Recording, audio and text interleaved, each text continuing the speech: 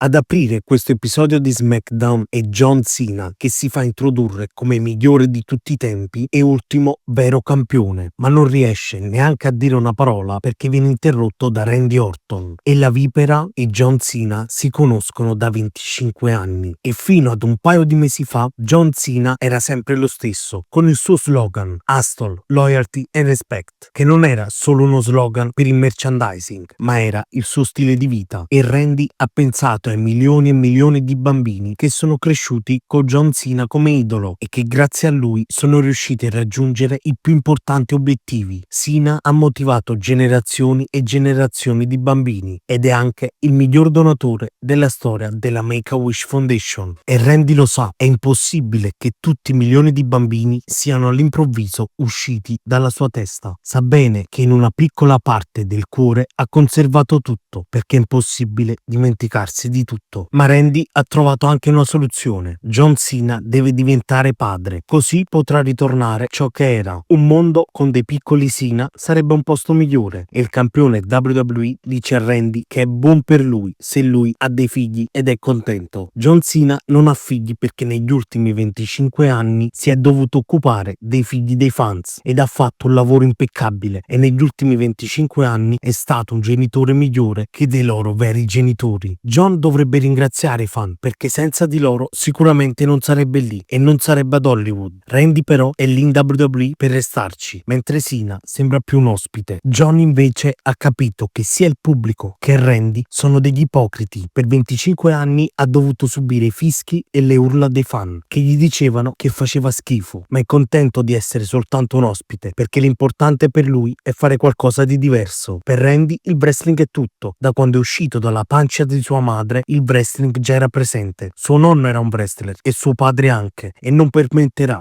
a John di rovinarlo, ma Cena lo zittisce e gli dice che non ha capito. Lui è a quota 17 titoli mondiali, mentre Randy è a 14 e una volta che Cena porterà il titolo via con lui, Randy rimarrà per sempre congelato a 14 e Orton allora lo invita a mettere il titolo in palio proprio lì, ma Cena rifiuta perché il match tra i due si farà, ma non lì, si farà Backlash a St. Louis, a casa di Randy, così Randy potrà stare con la famiglia per tutto il tempo e la sua famiglia potrà vederlo fallire. John l'ha avvisato e gli ha dato tempo perché vuole il miglior Randy Orton, proprio perché quando vincerà non avrà più scuse. John l'ha attaccato e mentre stava per colpirlo con la cintura, ecco che Randy si scansa e lo colpisce con un RKO. I Fraction, dopo aver perso i titoli di coppia di NXT, sono stati promossi al main roster e hanno affrontato i Los Garza, battendoli in un grandissimo match super veloce e dinamico. Vabbè che Fraction sono stati il miglior tag team al mondo l'anno scorso, quindi era scontato, come anche Los Garza già sappiamo cosa possono dimostrarci. Però l'unica cosa che non capisco è perché portare i Fraction a SmackDown, visto che ci sono già 6 team a farsi la guerra. Magari a Raw probabilmente servivano di più, però vabbè, vedremo cosa ci aspetta. Poi sul ring abbiamo incontrato la campionessa WWE Tiffany Stratton e a WrestleMania davanti a 60.000 persone ha battuto la migliore di tutti i tempi, Charlotte Flair, mantenendo così il titolo femminile WWE, e ad interromperla arriva Jade Cargill e Tiffany dopo la sua vittoria contro Charlotte ha un grande bersaglio dietro la schiena. Jade da quando è arrivata in WWE vuole una cosa, il titolo femminile, e allora Tiffany la sfida ad un match proprio lì a SmackDown ed è stato un match che stava per diventare incredibile, molto intenso con Tiffany in difficoltà. Ha provato la Prettiest Moonsault Ever ma è scivolata e Jade dopo una powerbomb clamorosa stava quasi per vincere, ma Tiffany è riuscita ad uscire al conto di 2, un match che stava ingranando ma finito in squalifica per l'arrivo di Naomi che ha attaccato Jade Cargill e dopo un breve faccia a faccia tra Naomi e Tiffany ecco che alle spalle si è presentata Nia Jax ad attaccare la sua ex migliore amica. Basta? Vi prego, basta. Di nuovo la stessa storyline? No. Comunque andiamo avanti con il nuovo campione degli Stati Uniti Jacob Fatu e Solo Sikoa sul ring, e quest'ultimo sapeva già ciò che poi abbiamo visto a WrestleMania, cioè che Jacob sarebbe diventato diventato campione, perché lui è il futuro di questa compagnia, ma nessuno della sua famiglia lo voleva lì in WWE, perché era un rischio, dava problemi ed era pericoloso, ma solo Sikoa invece ci ha creduto fin da subito ed è lui il motivo per cui Jacob è campione. Lui l'ha preso dalla strada e l'ha portato in WWE, ma Jacob gli strappa il microfono da mano e gli dice che lui e soltanto lui ha sempre detto di riportare il titolo alla famiglia e che l'avrebbe fatto, con o senza solo, ed è esattamente ciò che ha fatto. Ma arriva LA Knight e aveva detto che l'avrebbe colpito con la BFT e l'ha fatto, e se non ci fossero state le corde avrebbe vinto, ma deve dare credito a Jacob perché l'ha battuto, ma ora vuole il suo rematch ed arriva anche Drew McIntyre e dopo aver battuto Damien Priest in uno dei match più violenti della storia di WrestleMania, va a cagare. ora vuole affrontare un vero pericolo, vuole affrontare Jacob Fatu, ma LA Knight non è d'accordo e Drew gli ricorda di quanto sia stato uno scherzo la sua ultima run da campione e la megastar vorrebbe dire la stessa cosa della sua run, ma non se la ricorda, e visto che Drew McIntyre vuole una chance al titolo come la vuole anche LA Knight, allora i due si sfidano ad una rissa, ma arriva Nick Aldis che annuncia che per stasera ci sarà un First Contender match tra Knight e McIntyre, e poi abbiamo visto il match con in palio il titolo degli Stati Uniti femminile tra la sfidante Zelina Vega e la campionessa Chelsea Green. Tutto sommato un match carino dove le interferenze di Alba Fire e Piper Nive non sono mancate, infatti l'arbitro se ne è accorto e le ha cacciate fuori, così Zelina Vega ne ha approfittato andando a segno con la Code Red, vincendo e diventando così la nuova campionessa degli Stati Uniti. Beh, diciamo che mi fa anche piacere, però forse Chelsea meritava di perdere in un altro modo. The Miz fa un regalo a Carmelo Hayes per la sua vittoria all'Andre the Giant Memorial Battle Royale, regalandogli una collana da 10 kg in oro con la faccia del gigante francese.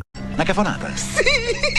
Dicendogli che se l'è guadagnata e che Carmelo è la 10ª meraviglia del mondo. E troviamo The Miz sul ring che si lamenta del fatto di non aver partecipato a WrestleMania quest'anno. Lui è pur sempre uno che nel main event di WrestleMania ha battuto John Cena mantenendo il titolo WWE, non come l'eroe di tutti, Cody Rhodes, ma non gli dà poi così fastidio, anche perché Cody era il campione e meritava di essere a WrestleMania. Ma quando Re Mysterio si è infortunato, nessuno è andato da lui, sono andati da un tizio che è lì da 2 settimane e non da lui che è lì da 20 anni. Cosa deve fare per farsi rispettare? Randy Orton aveva bisogno di un avversario e hanno chiamato uno di un'altra promotion. Deve anche lui indossare una maschera e farsi chiamare Re qualcosa? È stanco ormai, ma dobbiamo tutti ricordare che lui è uno dei migliori della storia e che lui è The Miz ed è magnifico. Ma le luci si spengono e ritorna in WWE Aleister Black che difila il suo spinning kick a The Miz. Beh, diciamo che un ritorno così tanto atteso da molti non è che è andato poi così tanto bene. Poi è stato il momento del match per decretare il primo sfidante al titolo degli Stati Uniti tra LA Knight e Drew McIntyre. Match veramente molto bello a parer mio, molto fisico, direi anche molto old school, dove è arrivato solo Sikoa a colpire con un Samoan Spike la megastar, ma l'arbitro non so come non se n'è accorto. Ma mentre lo Scottish Warrior caricava la Claymore è arrivato Damien Priest e il match è finito in squalifica e McIntyre si è anche beccato una South of Heaven Choke Slam sul tavolo dei commentatori. La megastar stava battibeccando con Priest quando il missile Fatu si è scantato su di loro con un suicide dive e li ha poi distrutti con Hip Attack e Mighty Moonsault. E siamo poi arrivati al main event, il TLC match a 3 coppie con in palio i titoli di coppia tra gli sfidanti, i Motor City Machine Guns e i DIY contro i campioni di Street Profits. E madonna mia, cosa è stato? Doveva essere uno spot fest, ma non pensavo potesse uscire come quello che abbiamo visto. Flatliner dalla cima della scala, Big Ending anch'essa dalla cima della scala, una sediata di DIY su Alex Shelley incredibile, spinning cutter sullo schienale di 2 sedie, super blockbuster da dentro a fuori ring. Un fan si è tolto la protesi alla gamba per darla a Montez Ford, splash sul tavolo, plancia sul tavolo, white noise sulla scala a ponte, skull and bones sul tavolo, una spear di Angelo Dawkins che dalla cima della scala ha distrutto Tommaso Ciampa su un tavolo e un finale al cardiopalma dove Sabin e Gargano erano sulla cima della scala e Montez Ford è salito dal lato buttando mandandoli tutti giù e prendendo le cinture, mantenendo così i titoli di coppia. Ragazzi, se non l'avete visto, andatevelo a recuperare perché si è subito candidato a match dell'anno e con le immagini degli Street Profits che alzano i titoli al cielo e festeggiano tra il pubblico si conclude un episodio di SmackDown che mi è alquanto piaciuto. Promo tra Cena e Orton molto avvincente, ritorno di Aleister Black e Nia Jax che sfida Tiffany Stratton, diciamo che non mi ha fatto impazzire, ma il main event si è preso le luci della ribalta. Io ovviamente vi ringrazio come sempre e vi raccomando di lasciare un like e un commento, di seguirmi su Instagram e TikTok e di iscrivervi qui su YouTube. Noi ci vediamo in un prossimo video, ciao ragazzi!